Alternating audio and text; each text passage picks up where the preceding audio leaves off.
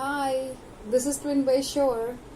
Now, in this video, I'm going to talk about 10 things that you could do while you are experiencing the dark night of the soul. Before that, if you do not know what the dark night of the soul is, then please check out the link of my earlier video in the description box when I spoke about the dark night of the soul and why it is so liberating. Also, if you are new to my channel, then please like, share, and subscribe if you like what I am doing. The dark night of the soul is part of your spiritual awakening, and it can be extremely tiring and it can make you feel completely lost and miserable. It is like universe is trying to tell you halt, stop and observe carefully with respect to what you are doing, your attitude, your behavior. There has to be some changes made here and there. It is a remarkable time of life when you are made thoughtful about your soul calling. Now, God did not bring you on earth for just eating, sleeping, and moving out. No. So this is the time when you're made thoughtful about your soul calling, and believe me or not, your soul calling can be completely different than you could have actually thought of or dreamt like. Like, for example, you are one such person who wanted to party hard, have gallons of alcohol, and boom, one fine day you meet with an accident that leaves you paralyzed and your entire life falls upside down. Now, how terrible is that, isn't it? Now, look at it this way. The same person, after going through this dark night of the soul, which was brought courtesy the accident, he understands the calling of his life and he rises up to become a motivational speaker or an author, who through his words is able to uplift several people. And that sounds great, right? So, Dark Night of Soul is a time of transformation. And as much as it feels, to be left like an abandoned child, oh Lord, but you can survive it. How? So, point number 1. Understand what Dark Night of the Soul is. So, Google it, research it, learn it from the experience of others. Try to be in company of the people who are spiritually grown. Though it's a very difficult, to find them. It is important to understand that Dark Night of the Soul is a phase of life, not the end of the journey. So, during this time period, you will be typically quiet, unhappy, sad. There would be the spiritual depression. You'll be finding yourself choked or trapped, and many people actually might even be very suicidal. Now, don't be harsh on yourself. Believe me, this is a very temporary phase. Like the final stages of the metamorphosis of the cocoon, you can say.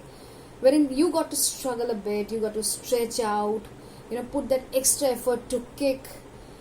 And when you do that, for the rest, it might be the end of the world. For you, it is going to be growing those beautiful wings.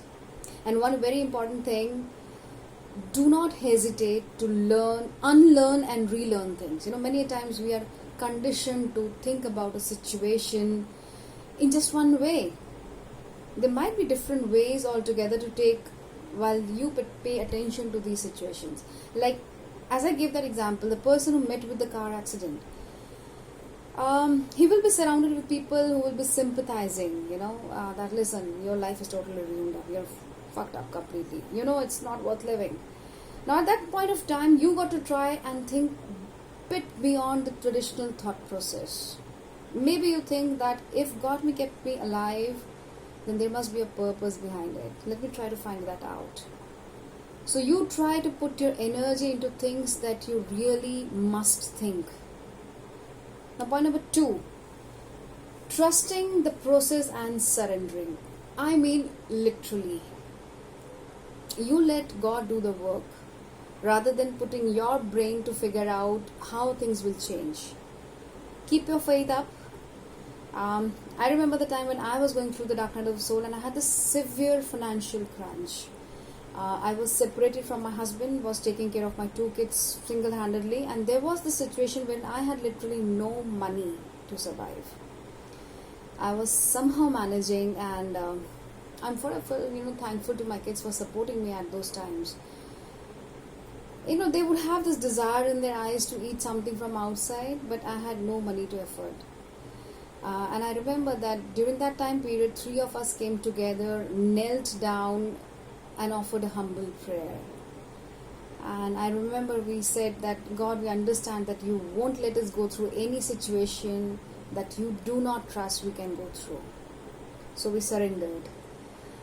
Miracles happen when you trust God and surrender. You allow God to take over everything. And I remember that was so painful. But God stood beside me and uplifted me by providing me with a change of job. And with that came the necessary financial freedom. So I get very overwhelmed with that experience. So yes, you got to surrender it and trust. This is no punishment or wrath of God. It is just the necessary shaking off so that you learn to trust. Point number 3, engage yourself. Many times during the dark night of the soul, you will be feeling energyless and typically, moaning about the past happenings or worrying about the future. It might look completely, insecure, fearful, directionless. Now what you got to do is you engage yourself with something creative, something productive. So when you engage yourself to something that needs your energy in the present, it helps to clear out the energy of the past and the future. Like I wrote my first book while I was going through such phase, and it was such an amazing healing experience. I try to do something creative, like if you love to paint, you can learn a new skill, a new language, any work of charity that engages you to human emotions. You understand the pain of others, and you try to help the people. So the energy that is reflected back to you is very liberating, very soothing. Or maybe gardening, it's a good way to get connected, stay in touch with the nature. Exercising or doing yoga is also beneficial. It engages not just the body, but it also, the results keeps you up on energy frequency. You are moving out the energy that's clogged within your body. You can try doing an EFT. And when you keep your body moving, the energy circulates and it keeps you unclogged. You be free with all these clogged energies. You feel, sometimes very suffocative in your body. So you get free with that. Point number 4, connect with people. I know Dark Night of Soul is something wherein you will literally be into that crab shell, into that tortoise shell. It is important that while you're going through the Dark Night of the Soul, you meet and connect with people, maybe over a call or a chat or an email. Might not be very long chats this time, since it is also the time of spiritual depression. You will not like people. You will want to be alone, left alone, be with yourself. However, if you are able to find people who are, spiritual friends or mentors who could guide you, please do that. Seek help. Now, here's a warning. You might not meet all the people who are good, and you need to understand to differentiate between the people who are good on your energy and the people who are not so good, or, they are depleting your energy. So remember, your soul guides you all the time. So if you feel that a certain place or a certain person is making you go lower on the energies rather than boosting it out, please walk out. It is better to be isolated than to be on lower frequency and go right down the pit. Point number 5, very, very important. Feel your emotions. Yeah. Dark Night of the Soul is, I feel it's a very fortunate time when you will be triggered a lot of emotions. There might be issues due to a heartbreak. You will be feeling insecure of future. There will be anxiety issues, left alone, codependency. And now this is the time when all these issues will flare up, or they'll surface up, so that you need to be extra attentive about how you feel. So whenever you get triggered, sit down for a while and try to introspect, try to find out why you're feeling such. Like if you're feeling unhappy due to no partner in life, then you might be having issues of codependency with your partner. And this might not be, the current situation. You haven't reached this codependency area just today. No. It might be linked to your recent past, or even to your childhood, or even in your mother's womb. Try to regress and see where exactly is it coming from. Why I said mother's womb is because the emotions that the child carries from the mother's womb gets carried on to him, just like the food and the water the mother is drinking and the food that the mother is eating gets attached to the child in the womb. Same way the emotions that the mother has been carrying gets attached to the child. So if your mother was unhappy, the chances are that you will also feel unhappy at some point of time when you feel that your partner is not good enough or somebody has left.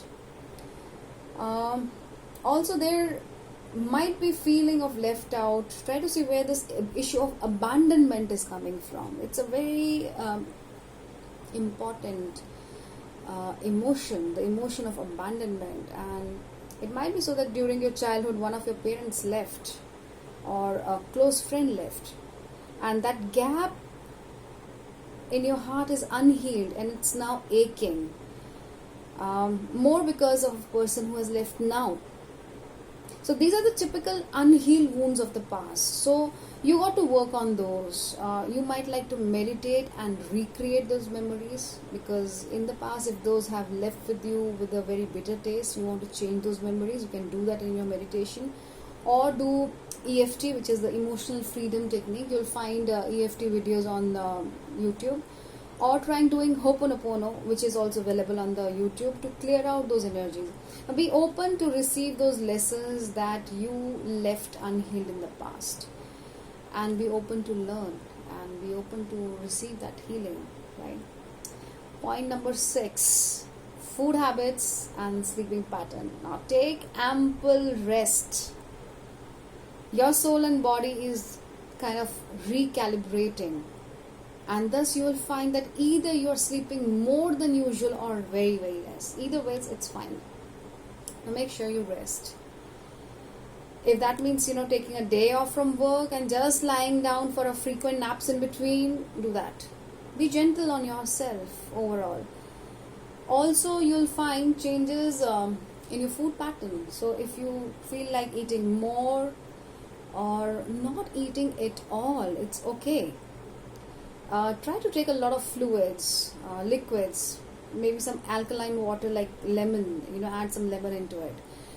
Fruit juices are good. There's one more thing that you can do is, which is point number 7, grounding and meditation. I found grounding to be a very effective tool to attain calmness. So whenever I get time, I take off my slippers, and if it is a grass area, I love to walk on the grass whenever possible, because that's how you are connected to your roots. The chakras in your foot, they connect with the earth. And also meditation and mindful breathing, wherein you focus on your thoughts and your breathing. The deeper the breathing goes and comes out, you're focusing only on your breathing pattern. This helps you to stay aware, basically, and it's rejuvenating also. Meditation will also help you to clear your mind, and it's a very helpful tool to receive the answers that you've been seeking, So keep praying, and if you practice chanting or affirmations, rituals like smudging, taking salt water bath to clear your energies that are clogged, continue doing that. These are very good things that you do. Point number 8, accepting yourself. That's very important, and why I'm laughing is this is something which most of us are unable to do. During this time period, you need to be compassionate to yourself. don't beat yourself up. It's okay to be on a break, but that's not the end of the life.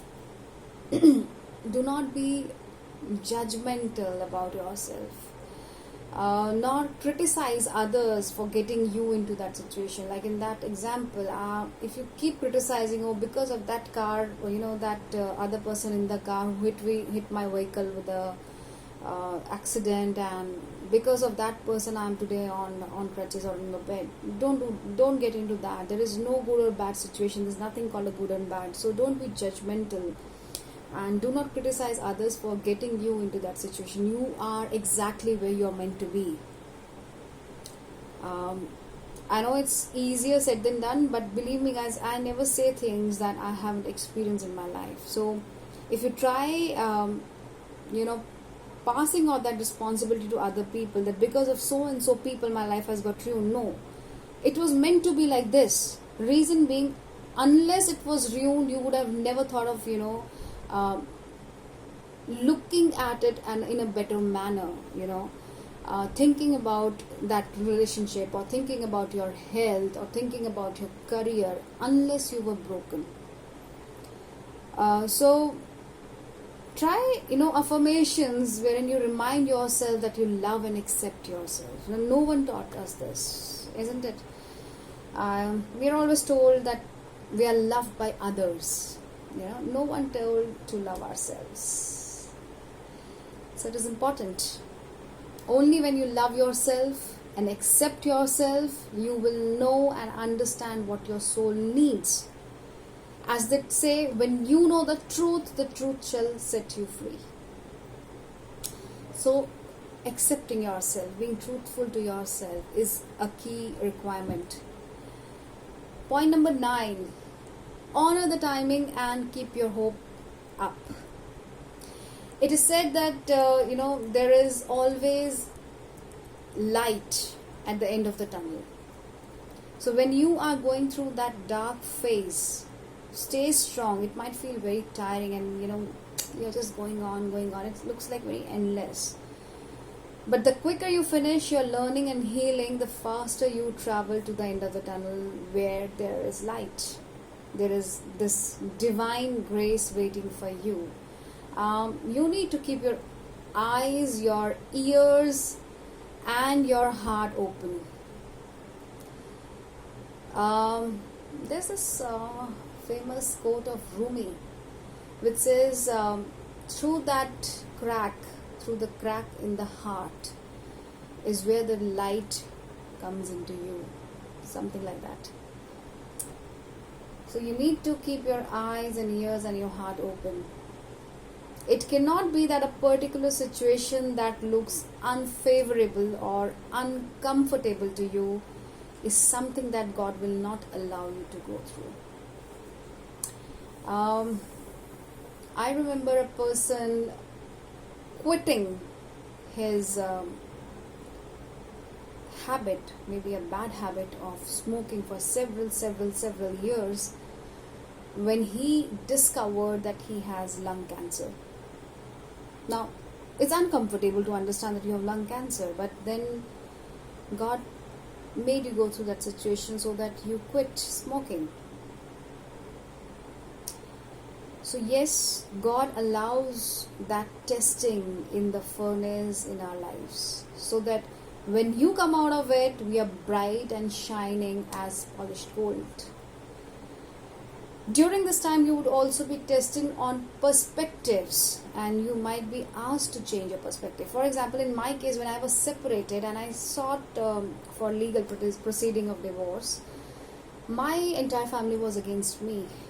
However, I understood one thing clearly, that happiness matters. If you are not happy in a relationship, you can't keep any other person happy. Now, God clearly doesn't want people to be in a compromising relationship and be unhappy. No, never. So I decided to move on. So it was a pretty difficult decision, but I took it. Now today when I look back, I see that one decision of my life had helped me to open my heart to various opportunities. It makes you evolve. It helps you to do the things for the greater good of people. My healing sessions counseling session, this channel are part of the reward that I received when I opened my heart to the door of opportunities. So if you look at it from a 3D, the worldly perspective, then you see it's a kind of breaking, it's disastrous. But from a higher perspective, you see that it's ending something to begin something new, which perhaps is more rewarding and fruitful. So open up. As you open yourself to receive in abundance, universe will provide for you. So you got to trust the timings. But one thing for sure, the quicker you learn, the quicker you move out of the dark night of the soul. And finally, point number 10, be thankful. Now, being thankful raises your vibrations and helps you to heal quickly. So give thanks for everything that you're going through. It might not look good to you at this moment, but trust me, in the near future, when you look back and realize that this was the most important transforming phase of your life, wherein you grew vibrant, more colorful, and you understood the meaning and purpose of your life. So I trust that this helps you when you are going through this dark night of the soul, and I see that light at the end of the tunnel. So wish you all the best. If you like the channel, please subscribe and go through the other videos that I'll be posting in the description box. So thank you so much for being here. This is Twin Way Shore.